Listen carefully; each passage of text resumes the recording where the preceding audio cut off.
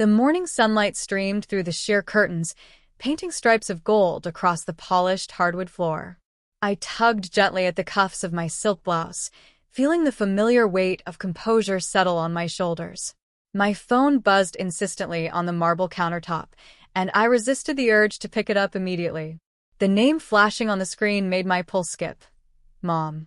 I had kept my estate hidden from everyone, even from those who thought they knew me best. $303 million.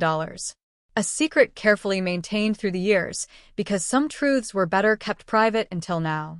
I hesitated, staring out at the skyline beyond my penthouse window, the city humming softly below. A memory surfaced.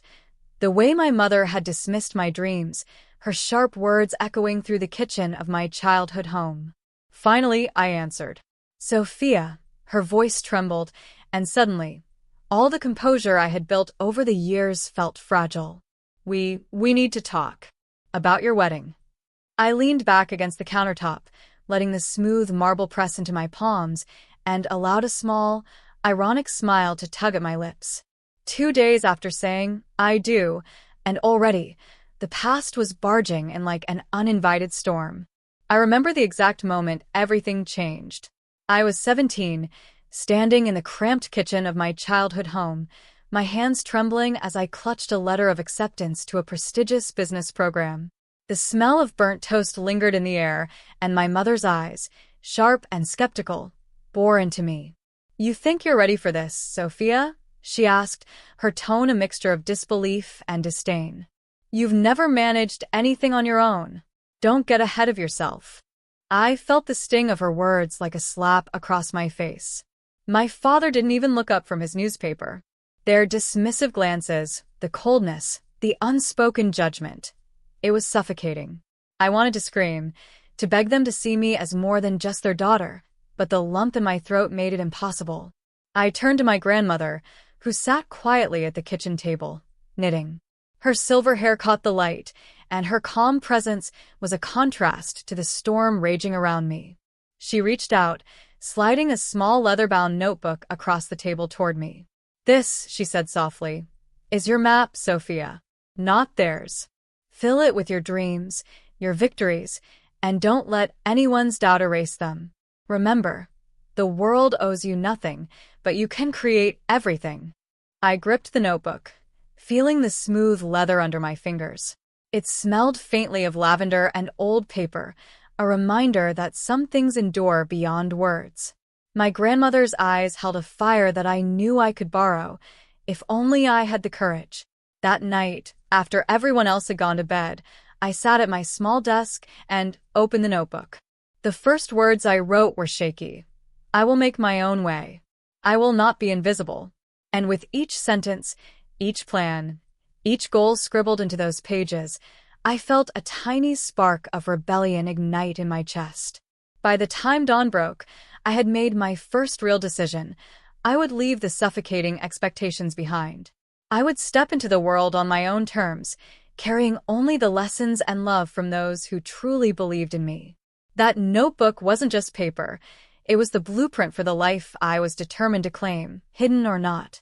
And so, my journey began, quietly, with a heart full of hope, a notebook of plans, and a determination to prove that no one, not even my family, could define my worth. Leaving home wasn't easy. The world outside felt enormous, indifferent, and at times, cruel. But I clutched my grandmother's notebook as if it were a lifeline, each word a beacon guiding me through uncertainty. My first apartment was tiny, barely enough space for a bed and a second-hand desk, but it was mine. No one to dismiss my dreams, no one to tell me I wasn't enough. I found my first mentor, a seasoned woman named Clara Whitman, who ran a boutique investment firm in Manhattan. She had a sharp eye and a sharper tongue, but she believed in talent over lineage. When I nervously pitched a small idea for a client acquisition strategy, Clara leaned back in her chair, fingers steepled. "You've got guts, kid," she said. "And brains. Don't waste them trying to please the people who never believed in you. Focus on results, and the rest will follow." Her words became my mantra. I threw myself into long nights, learning the language of finance, marketing, and real estate. Every misstep felt like a punch in the gut. Emails ignored, proposals rejected, presentations flopped, but slowly, steadily, I started to carve a path. My first big win came when I landed a boutique property investment for a high-profile client. The thrill of that success, the first time someone wrote me a check that validated my hours, my sweat, my intellect, was intoxicating. I became careful, almost surgical, in keeping my successes hidden. My family saw only the occasional modest updates on social media. Busy week. Grateful for opportunities. All innocuous, all carefully curated. They couldn't know the real numbers, the deals I closed, the properties I secretly owned. I liked it that way. My independence was my armor, my freedom, my triumph. I also learned to navigate skepticism with poise. Men and women alike underestimated me at first, assuming I was naive or lucky. I smiled, nodded, and let my results speak louder than my words. Late nights were punctuated by the hum of my laptop, the smell of cold coffee, and the quiet satisfaction of mastering something new. And then the empire began to grow. Small investments became significant holdings, first in real estate, then in tech startups. By the time I was 28, my net worth had quietly eclipsed $303 million, all held under a trust in my name alone. I had built something untouchable, a life designed entirely on my terms.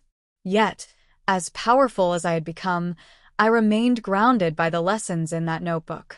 Every challenge, every tiny victory, every late-night self-doubt session reminded me that this was more than money.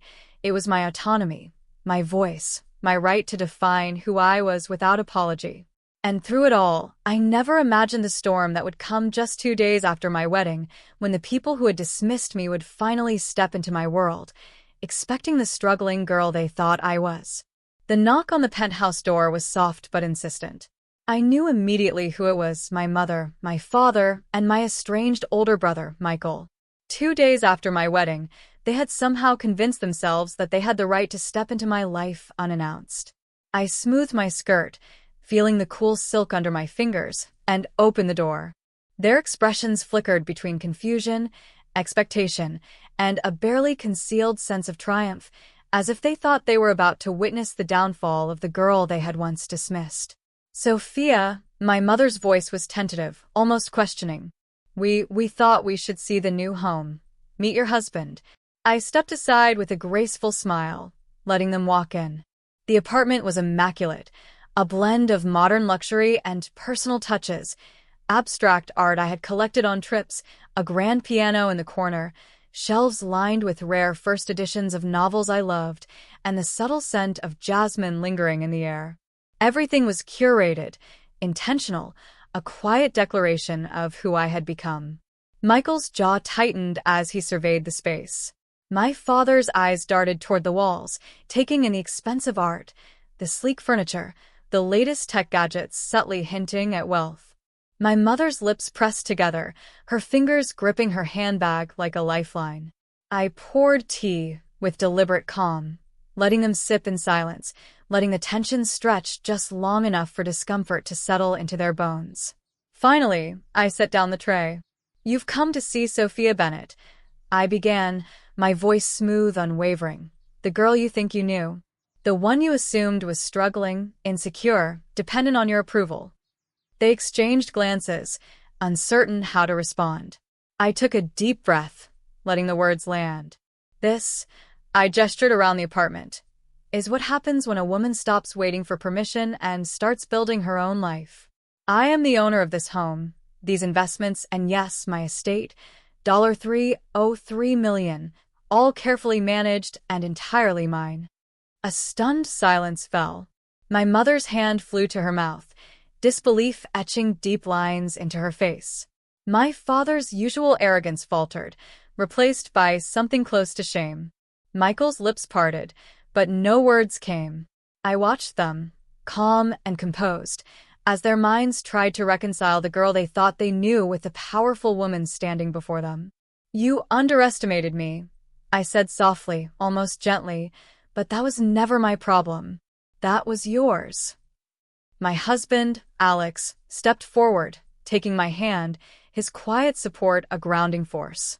I could see the tension drain slightly from my family, replaced by awe, uncertainty, and an inkling of respect they had long denied me.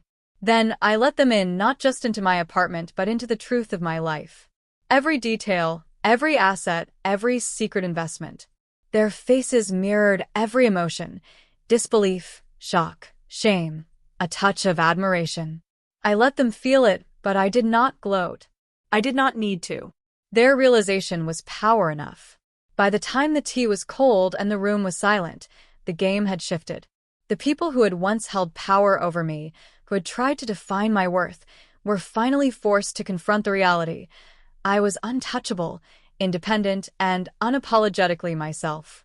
The room felt different now, charged with the quiet electricity of realization. I watched my family process the truth. The girl they thought they could control was now in command. I could feel their old assumptions crumbling, and for the first time, the power dynamic had shifted completely.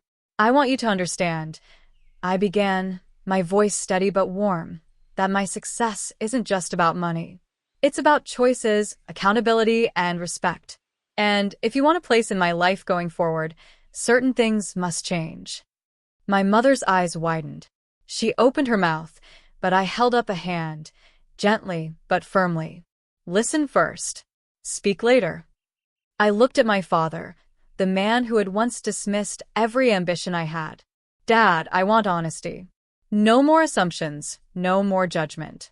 If you want a relationship with me, it has to be built on truth, not expectation." My mother's fingers twitched nervously. I can do that," she whispered. I smiled softly, not out of indulgence, but to convey sincerity. "Good. Then you'll start by acknowledging the harm your words caused.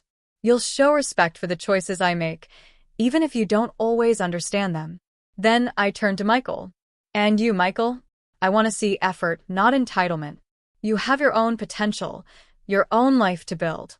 I will support you, but only if you take responsibility for your actions and stop trying to live in my shadow." They all nodded, uncertain, yet compelled to accept these conditions. I could see the gears turning in their minds as they tried to reconcile pride with humility. Finally, I looked at my grandmother's notebook, the one that had started it all. I held it up. "Everything you see here began with guidance, with lessons passed down. If you want to be part of my life, you must carry your own lessons forward. Self-growth, integrity, and compassion must guide every choice." It wasn't about punishment, it was about transformation. I wasn't just asserting power. I was offering a chance for real connection, a chance to rebuild bonds on healthier terms.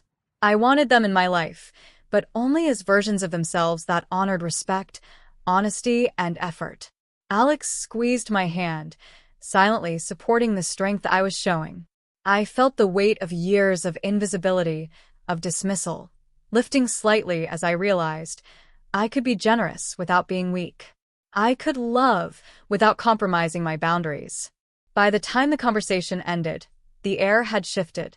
My family understood that they could no longer take me for granted, but they also glimpsed the possibility of redemption, of a new beginning. I had given them the map, just as my grandmother had given me mine, and now it was up to them to walk it. For the first time in a long while, I felt complete control over my life, not because I held a fortune, but because I had claimed my voice, my authority, and my self-respect. The weeks that followed were quiet but transformative. My family began to change, not overnight, but in ways that were visible and meaningful. My mother started attending the small workshops I suggested on self-awareness and communication. My father began listening before speaking, asking questions instead of giving orders. Michael enrolled in a course to develop his own career, finally stepping out of the shadow he had tried to live in.